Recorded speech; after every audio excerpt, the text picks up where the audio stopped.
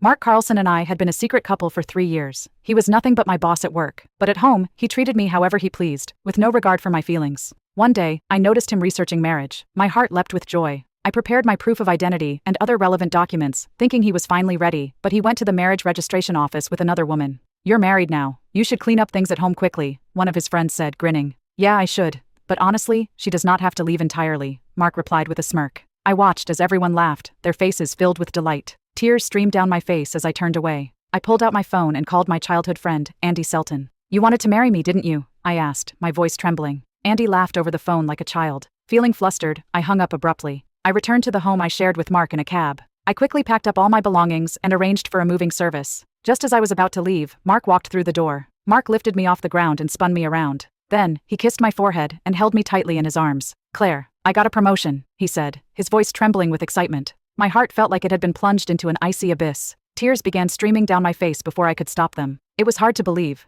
Just hours ago, Mark had registered his marriage with another woman, yet there he was, spinning me around in celebration. I was not even worth the truth to him. I was nothing more than a pet he kept at home for amusement. We had been together for 3 years, and I had brought up marriage countless times. However, Mark always avoided the topic. When he could not avoid it anymore, he would make vague promises, feeding me false hope. "I will marry you soon, Claire," he would say. He had finally married someone else. As Mark sensed something was off, he tightened his hold on me and asked with a trace of panic, "What's wrong, Claire? Are you feeling unwell?" I wiped my tears, broke free from his arms, and looked him straight in the eye. With as much composure as I could muster, I asked, "Mark, are you ready to marry me this year?" A flicker of panic crossed his face. Just as he opened his mouth to come up with an excuse, the front door clicked open. A woman stepped inside, holding a set of keys. She walked up behind Mark and wrapped her arms around him. "Is this the little songbird you keep at home?" she asked, her tone dripping with disdain. Her gaze fell on me, filled with scorn, as if I was not worth her attention. So, that was the truth. For 3 years, I had been nothing but his mistress. Finally, the rightful woman had arrived, and it was time for me to leave.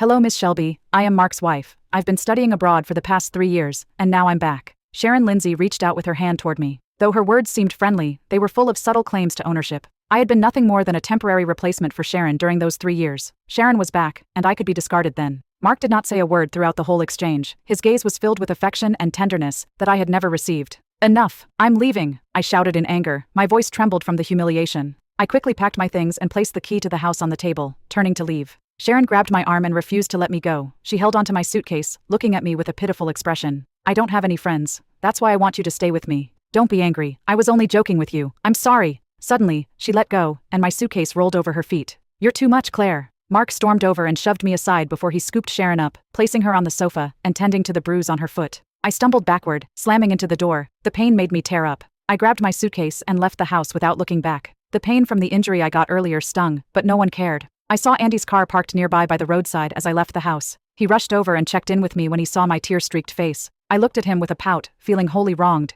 He immediately noticed something was off where Mark did not. "Are you hurt? Let me take you to the hospital," Andy said. He gently picked me up and carefully placed me in the passenger seat. Once the doctor had cleaned and bandaged my wound, he finally relaxed. "Who hurt you, Claire? Let me take care of them." He looked at the bruise on my back, his eyes filled with pain. He sounded so emotional, almost on the verge of tears, as though he wanted to take care of Mark for me personally. I had never seen that look on Mark. I finally realized who truly cared about me. "Andy, do you really want to marry me?" I asked with uncertainty. Andy knew about the 3 years I had spent entangled with Mark, but he still agreed to marry me with a single phone call. At that moment, my heart finally tipped toward him. When we got in the car, I took my suitcase from the trunk and left it by the trash can. As we were on our way back to his place, my phone rang. "Where are you, Claire? Sharon just came back, and she's still getting used to this place, so she's staying with me. I'll find you a place." Mark's voice was hoarse, like he had just finished some intense exercise. It was already 10 p.m., more than enough time for them to spend together. I did not answer him, and hung up the phone. The next morning, I went to the office to pack my belongings, when a familiar face stopped me. "You're late, Claire. I'm going to deduct a full day's salary. Someone like you must care about that money, but I bet Mark's been slipping you plenty these last 3 years, Sharon said, her eyes full of malice.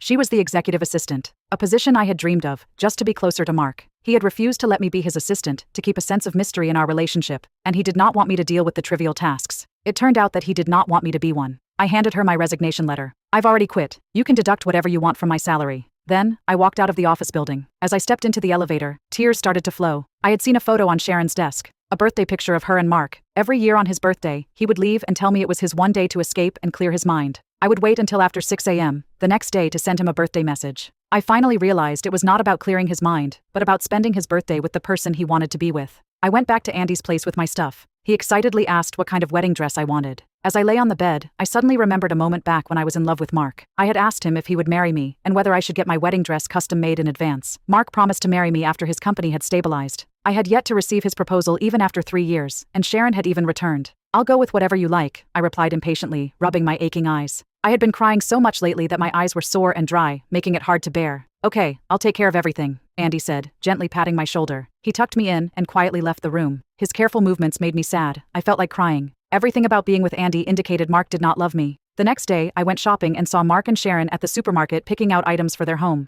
I felt sad, but I could not find the words to speak. Just as I was about to leave, someone stopped me in a corner. Mark's lips came close to my ear. "Claire, this is the key to the new house. I have business dealings with Sharon, but you're my only love." He placed a set of keys into my hand, kissed my neck quickly, and left in a hurry. I found his retreating figure laughable. I wondered what that even meant. A week later, I wore my wedding dress and walked down the aisle with Andy. Sitting in the Rolls-Royce, I stared at the bouquet in my hands, lost in thought. I realized I was cherished by someone too. I would need to forget Mark from that day onward. Andy held me close, afraid I might feel uncomfortable in any way. I gently leaned against him, closed my eyes, and listened to his heartbeat. Suddenly, my restless heart calmed down. I was not aware that Mark and I shared the same wedding day. "Keep an eye on Claire today. She's been ignoring me for days because she's angry with Sharon. I'm afraid she might try to ruin the wedding," Mark told his friend, asking him to guard the door. However, his friend looked at him with a complicated expression and replied, "But Claire and Andy are getting married today too." Mark's bright smile froze on his face. He turned pale and looked around, not seeing me. He asked in disbelief, "Say that again. Claire is getting married today?"